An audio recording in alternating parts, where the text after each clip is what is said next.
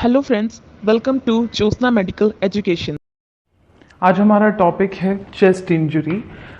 Chest injury मतलब कोई भी ऐसा एक ऐसी अवस्था आना, कोई ऐसी दुर्घटना होना जिसके कारणवश चेस्ट जो है उसमें घाव हो जाता है या उसमें इंजरी हो जाती है। ओके, सो चेस्ट में जो इंजरी है वो चेस्ट के अंदर जितने भी ऑर्गन्स हैं, जैसे लंग्स हो गए, हार्ट हो गए, उनके मसल्स, उनके जो ब्लड वेसल्स हैं, किसी भी एक स्ट्रक्चर को क्या कर सकते हैं, हानि पहुंचा सकते हैं।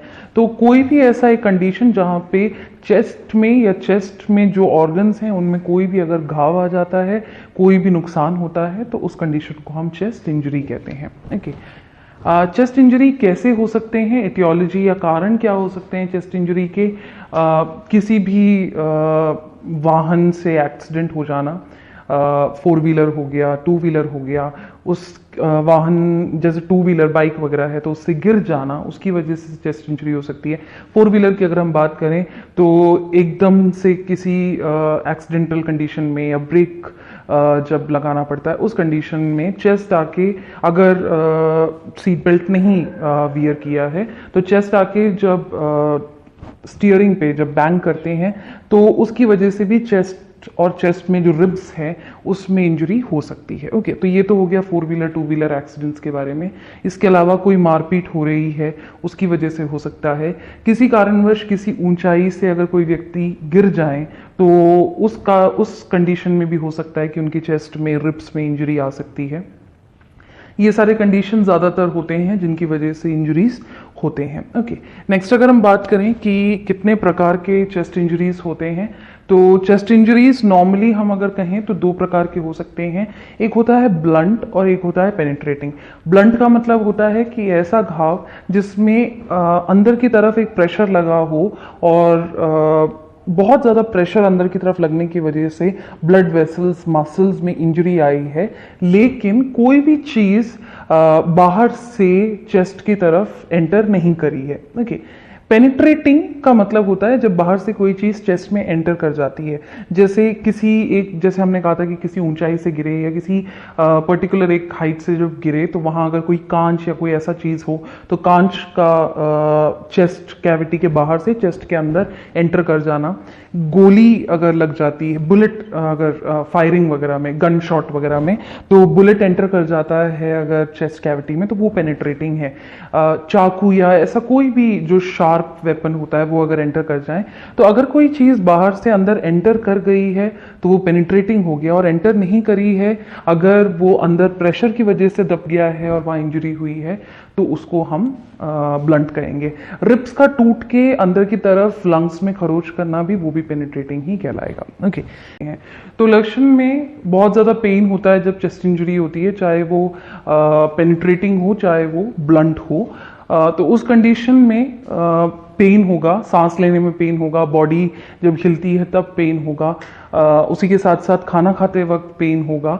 ये जहाँ भी चेस्ट की कैविटी की मूवमेंट की बात आती है वहाँ पेन होने के बहुत ज़्यादा चांसेस हैं चेस्ट में। और चेस्ट में ज़्यादातर अगर पेनिट्रेटिंग या रिब फ्रैक्चर वगैरह है तो पेन बहुत ज़्यादा नुकीला टाइप का होता है। इसी के साथ साथ सांस लेने में दिक्कत होती है, जो बोलने में प्रॉब्लम आती है। ओके, बहुत अगर वहाँ पे इन्फेक्शन हो गया है घाव की वजह से तो इन्फेक्शन के साथ साथ फीवर होने के चांसेस हैं, कफिंग होने के चांसेस हैं। तो ये सारी चीज़ें हम नॉर्मली देखते हैं उन लोगों में जिनको चेस्ट इंजरी होती है। चेस्ट इंजरी की वजह से अगर ब्लीडिंग हो चुकी है तो उस कंडीशन में एनीमिया होने के, शॉक में पेशेंट के जाने के भी चांसेस बहुत ज़्यादा होते हैं। ओके, नेक्स्ट हम बात करते हैं कि क्या जांच करा सकते हैं। तो नॉर्मली सबसे पहले फिजिकल एग्जामिनेशन कर लेते हैं एक बार और हिस्ट्री जान लेते हैं कि क्या हुआ, कैसे हुआ है। उसके बाद सबसे पहले एक्सरेज किए जाते हैं, उसके आगे सीटी या एमआरआईज भी किए जाते हैं। इसके अलावा थॉरो एक ब्लड चेकअप किया जाता है। ब्लड टेस्ट के अलावा जो लंग का फंक्शन टेस्ट है वो किया जाएगा। तो ये सारी चीज़ें नॉर्मली की जाती हैं ये जानने के लिए कि उस पेशेंट का कंडीशन कैसा है। ओके, नेक्स्ट हम बात करते हैं कि मेडिकल मैनेजमेंट। हम फार्माकोलॉजिकली या नॉन फार्माकोलॉजिकली, मतलब दवाइयाँ देकर या बिना दवाइयों की कैसे मेडिकल ट्रीटमेंट कर सकते हैं। तो दवाइयों की मदद से जैसे एंटीबायोटिक्स देना, चाहे इन्फेक्शन हो या नहीं हो, ताकि इन्फेक्शन ना हो जाए, क्योंकि वहाँ पे ऑलरेडी एक वुंड है। इन्फ्लेमेशन ज़्यादातर हो जाते हैं तो वहाँ पे एंटी इन्फ्लेमेटरीज या कॉर्टिकोस्टेरॉइड्स दिए जाते हैं। सांस लेने में ज़्यादा दिक्कत होती है क्योंकि म्यूकस भर जाता है, तो उस कंडीशन में ब्रोंकोडायलेटर्स, डीकंजेस्टेंट्स देने के चांसेस हैं। ओके, सो उसके अलावा म्यूकोलाइटिक्स दिया जा सकता है। तो ये सारी चीज़ें हम नॉर्मली करते हैं। नॉन फार्माकोलॉजिकल में पेशेंट को ऑक्सीजन थेरेपी दी जाती है। बहुत ज़्यादा अगर इन्फ्लेमेशन है तो कोल्ड थेरेपीज या कोल्ड स्पंजिंग भी किया जा सकता है, ताकि वहाँ पे इन्फ्लेमेशन की वजह से ज़्यादा प्रॉब्लम ना हो। ओके, अगर सर्जिकल मैनेजमेंट की बात करें तो वो डिपेंड करता है कि पेशेंट की कंडीशन कैसी है। अगर रिब का फ्रैक्चर हुआ है तो उस चीज़ को करेक्ट करने के लिए किया जा सकता है।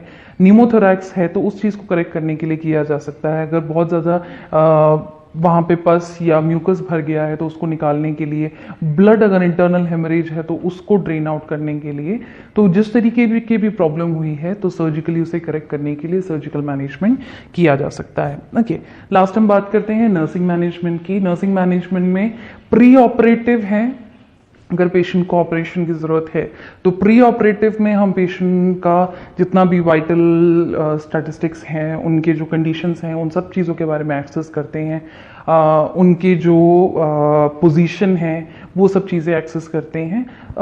पोस्ट ऑपरेटिवली भी हम ये देखते हैं कि पेशेंट कंफर्टेबली पोजीशनड हैं या नहीं हैं, उनके वाइटल्स कैसे हैं, उनका ऑक्सीजन लेवल कितना है, वो किस तरीके का फूड ले रहे हैं, proper nutrition, proper protein rich diet, ये सारी चीज़ें देने की हम कोशिश करते हैं। ओके, इसके अलावा हम थोड़ी सी एक्सरसाइजेस कराते हैं, स्पायरोमेट्रीज यूज़ कराते हैं, ताकि वो काफ़ी बाद में, ताकि जो लंग्स का फंक्शन है वो वापस ठीक हो जाए। ओके, तो ये था चेस्ट इंजरी के बारे में। कोई भी ऐसी कंडीशन जहाँ पे चेस्ट में कोई घाव या इंजरी हो जाती है उसे हम चेस्ट इंजरी कहते हैं।